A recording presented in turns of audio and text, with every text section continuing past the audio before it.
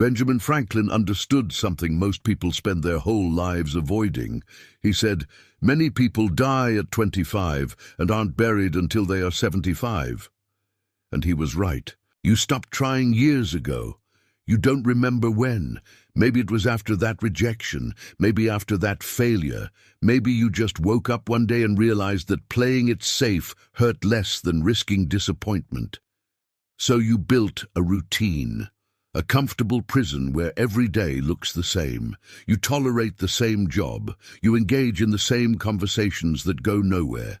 Same complaints you never act on. You call this living, but you're not living. You're waiting for permission, waiting for the right moment, waiting for life to get easier before you actually start living it. And while you wait, years pass. The body ages, but nothing inside you grows. You're a ghost going through motions, and everyone can see it except you. By the end of this video, you'll understand exactly when you stopped living, why most people never start again, and the one choice that determines whether you wake up or stay dead for the next 50 years. But here's the uncomfortable part. Knowing what killed you doesn't automatically bring you back to life. That requires something most people won't do. Look at your previous week. What did you do that you'll remember in 5 years? What risk did you take? What uncomfortable conversation did you have? What boundary did you push? Nothing? That's the problem. You're on autopilot. You've memorized your life so well, you could live it unconscious. And you basically are. You're not making choices anymore. You're executing a program. Wake up, same routine. Work, same tasks, home, same habits, sleep, repeat. This isn't life, this is maintenance. You're maintaining an existence you don't even like, because changing it feels harder than enduring it. Here's what happened. Somewhere along the way, you confused safety with success. You thought building a stable life meant you won. But stability without growth is just a slower death. You stopped asking what you want and started asking what's safe, what's realistic. What won't upset anyone? What won't risk failure? And in avoiding risk, you guaranteed mediocrity. Because nothing worth having comes from playing it safe. Nothing meaningful grows in your comfort zone. But you've been there so long, you forgot what discomfort feels like. When was the last time you tried something new? Not something small. Something that actually scared you. Something that might fail. Something that would change your life if it worked. Can't remember? That's because you died.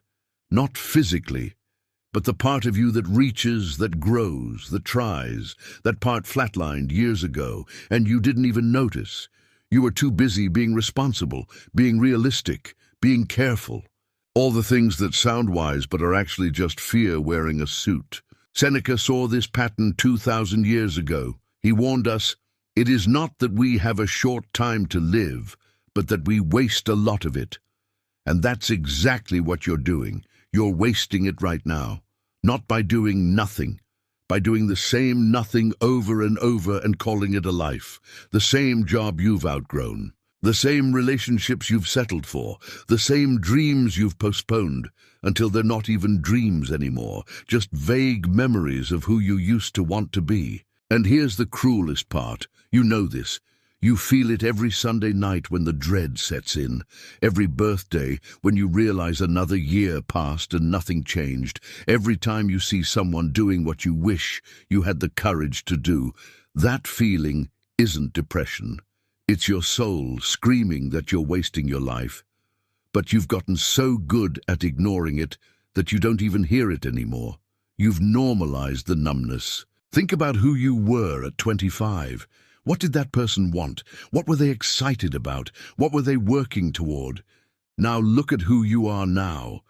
Are you that person? Or did you abandon them somewhere along the way?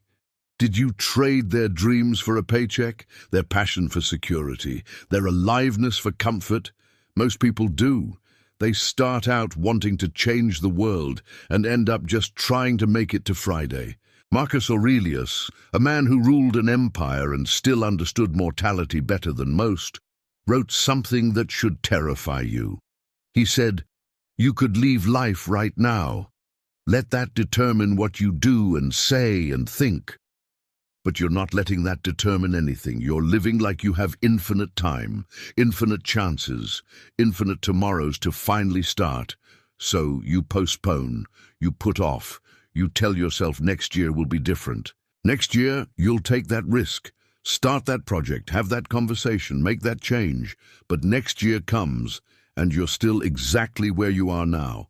Because next year is a lie you tell yourself to avoid action today. Here's the truth nobody wants to hear.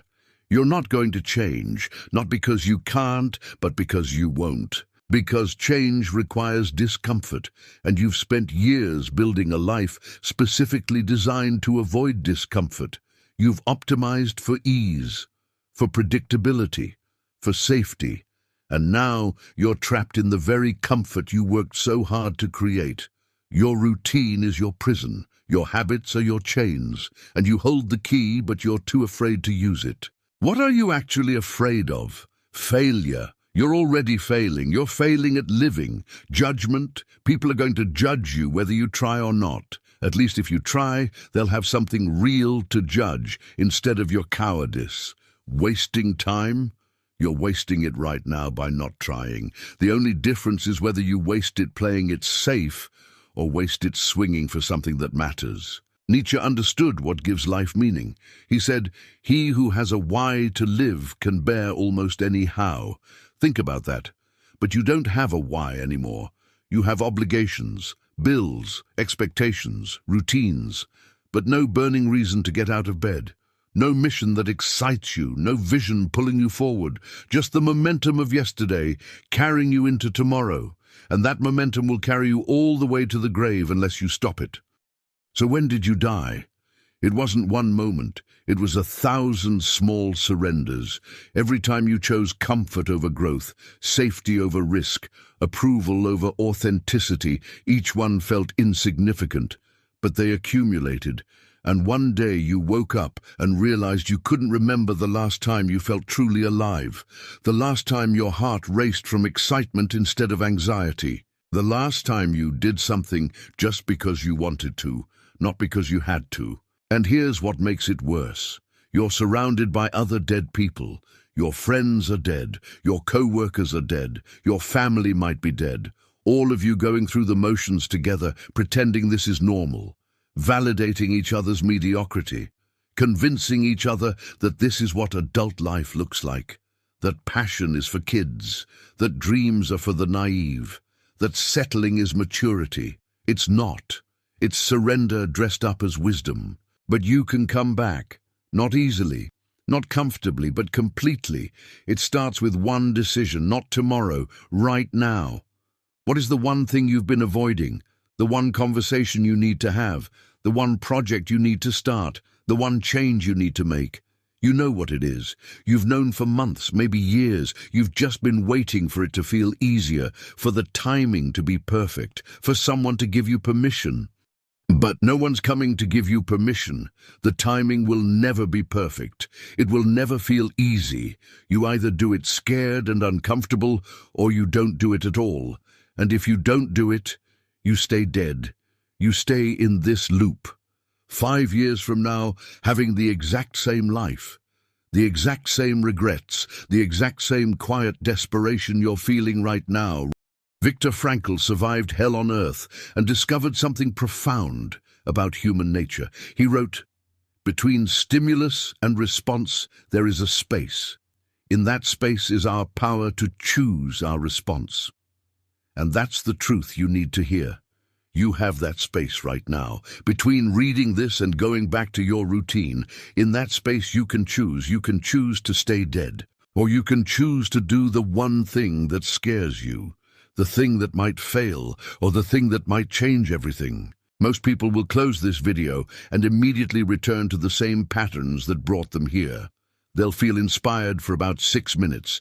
Then they'll scroll, distract, postpone, and tomorrow they'll be exactly where they are today, alive in body, dead in spirit, going through motions until the body catches up with the soul and makes it official. Unless you break the pattern right now, not later, not when you feel ready, right now, do the thing, have the conversation, take the risk, make the change, feel the fear, and do it anyway, because the alternative is spending the next 50 years as a ghost, present but not alive, breathing but not living, existing but not experiencing. And at the end, when the body finally gives out, you'll realize you spent your whole life waiting for it to begin. Waiting for permission, waiting for courage, waiting for the perfect moment. And it never came. Because it was always now. It was always this moment, and you kept postponing it until there were no moments left. So what's it going to be?